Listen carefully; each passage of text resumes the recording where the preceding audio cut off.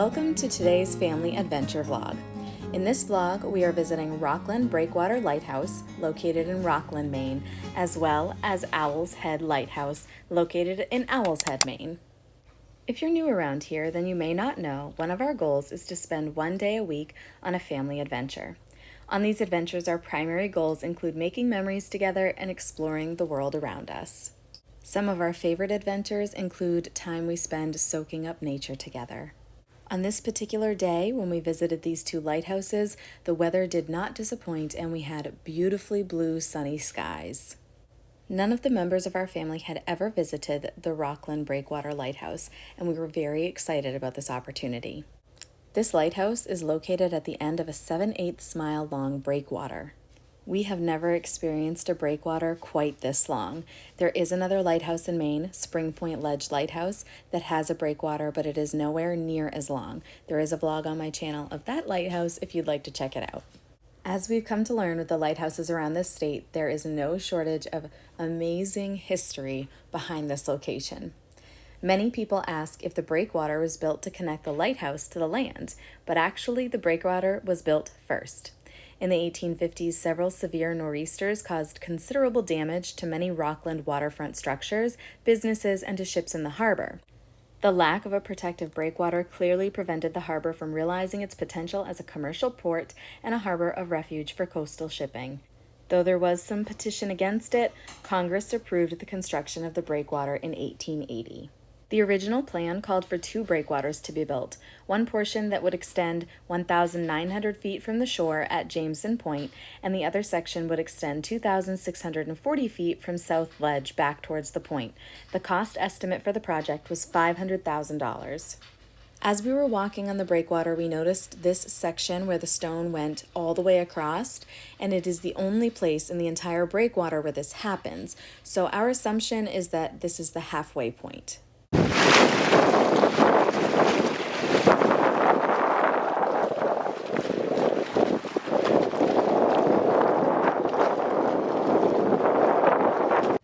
As early as 1886, discussions among those responsible for the project considered changing the original two breakwater design in favor of a single long breakwater. The single breakwater plan was approved in 1890 and was completed on November 24, 1899. Severe winter storms during the winter of 1899 to 1900 proved that the height needed to be increased. A 4-foot-high cap was completed on October 15, 1901, and included the base for a lighthouse to be built at the end. A total of 768,774 tons of stone were used for the project. The total cost of the project thus far was $880,093. The breakwater itself became a hazard to navigation, and as a temporary measure until the lighthouse was built, a beacon was placed at the end of the breakwater. The original light was a fixed white lens lantern 18 feet above the breakwater. This lantern hung on an iron crane on top of stone beacon 24 feet above sea level. On August 15, 1892, the beacon was changed to two red lanterns spaced 6 feet apart, one above the other placed on a mast atop the stone pillar.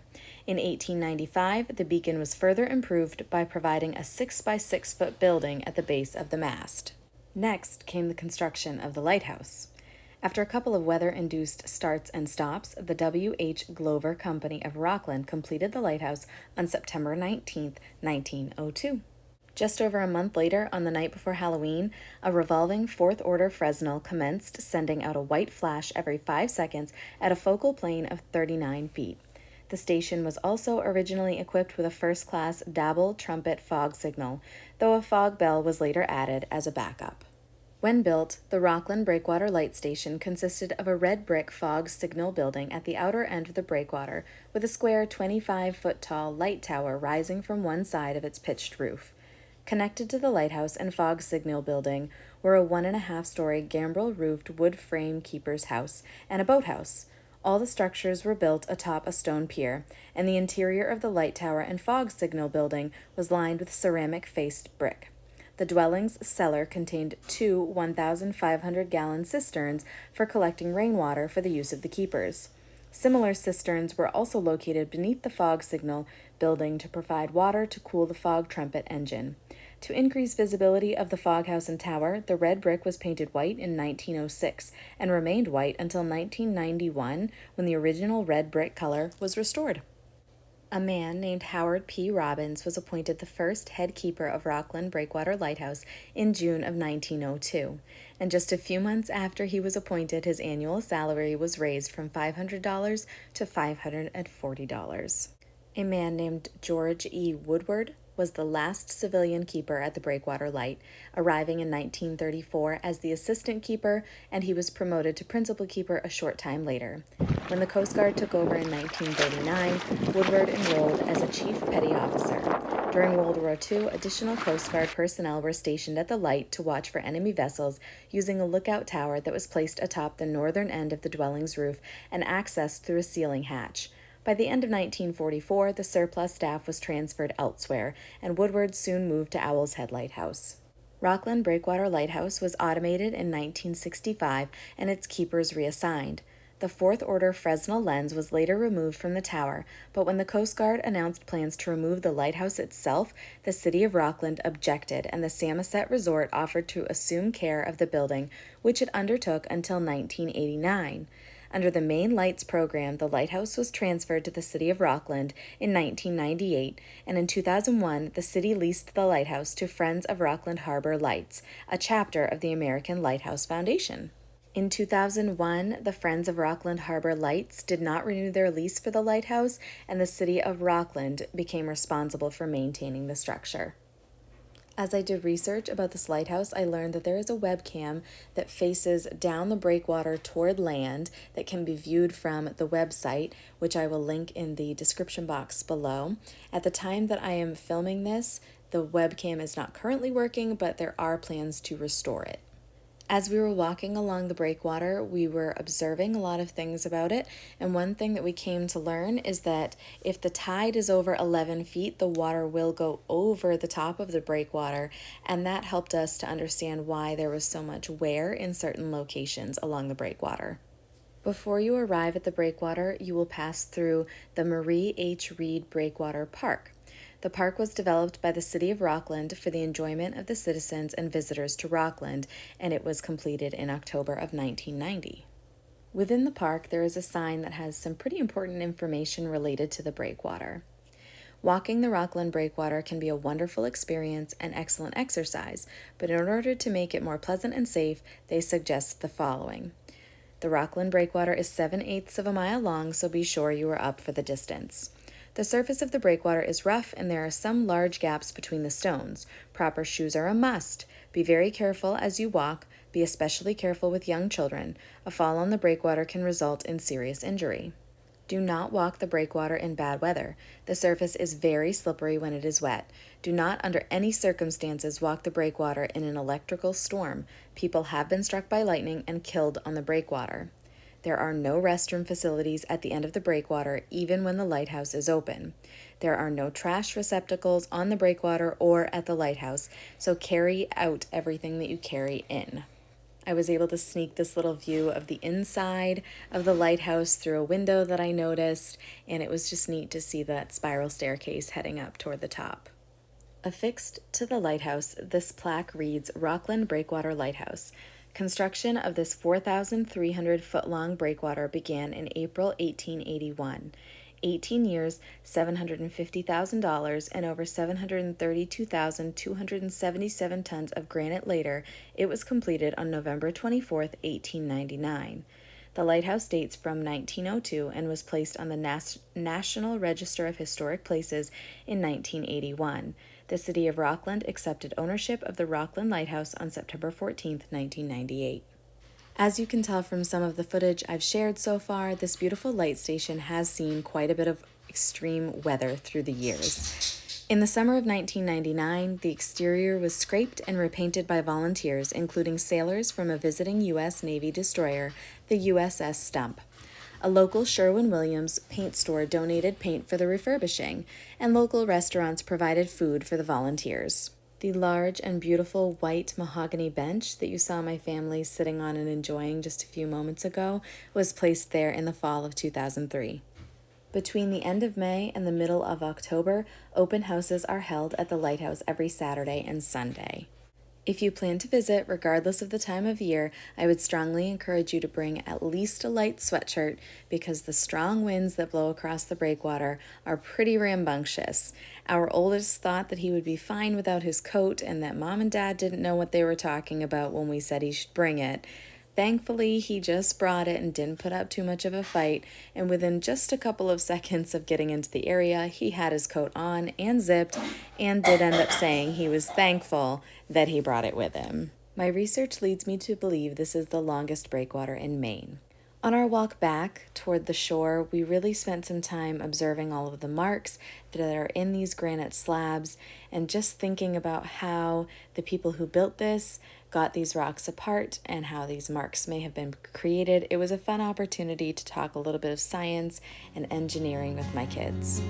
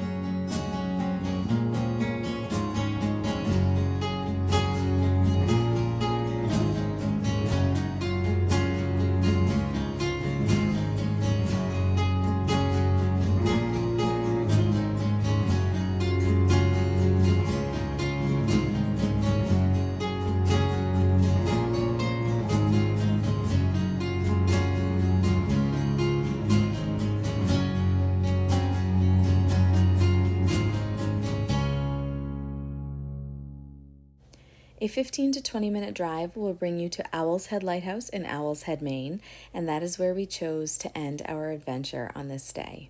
So, planning tip, if you would like to visit more than one lighthouse in a single day, visiting the Rockland Breakwater Lighthouse as well as Owl's Head Lighthouse in the same day is definitely manageable. The Owl's Head Light Station's tower was constructed in 1825 and rebuilt in 1852. It stands atop a steep rise near Rockland Harbor, 100 feet above the water.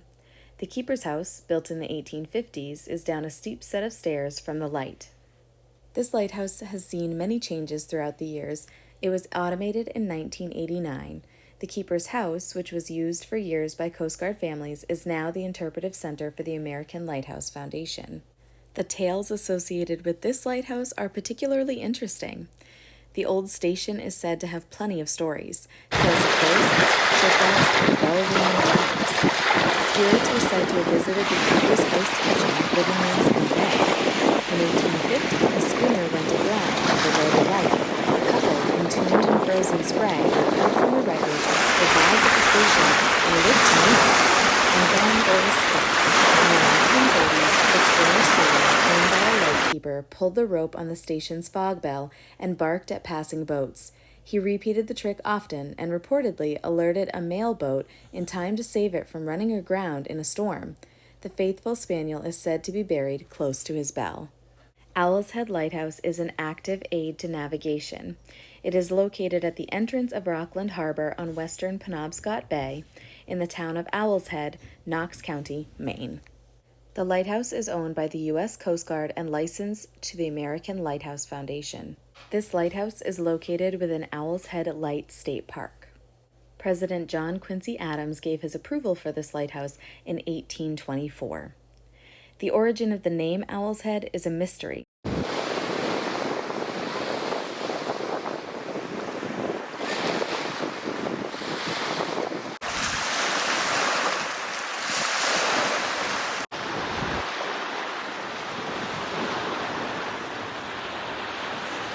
It is believed that the name possibly came from an imaginative view of a rock formation or possibly from the English translation of the Native American word Medadacut.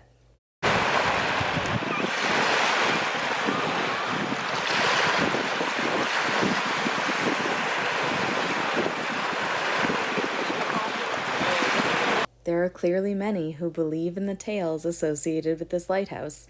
Owl's Head Lighthouse is #1 on Coastal Living magazine's most haunted lighthouse list. There are said to be at least 2 ghosts at the lighthouse. One is known as the Little Lady and is most frequently found in the kitchen or looking out a window. Doors slam, silverware rattles, but people say her presence brings a feeling of peace. The other is thought to be a keeper from beyond the grave.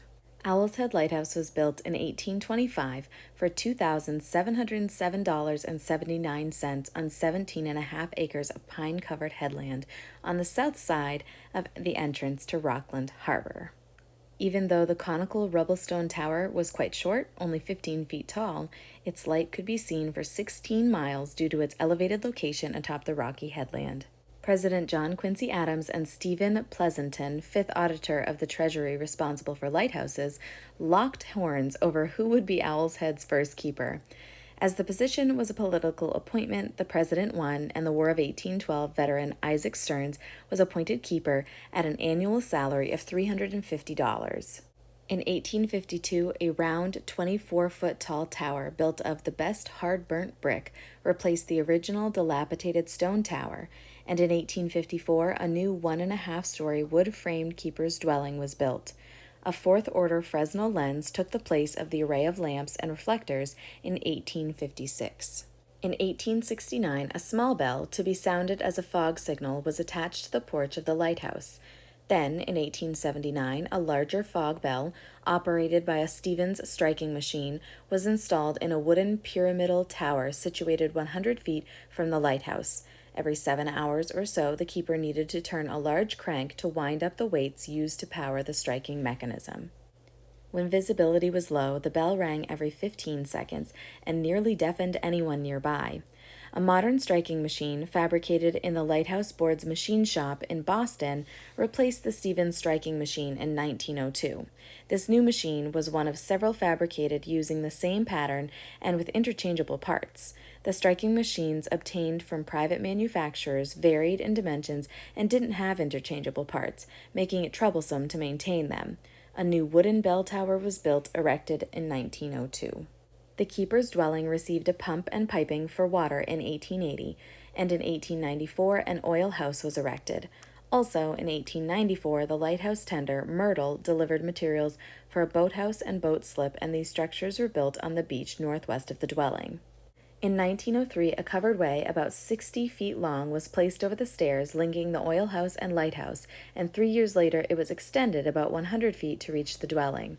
The coverway was removed around 1932 after the light had been electrified.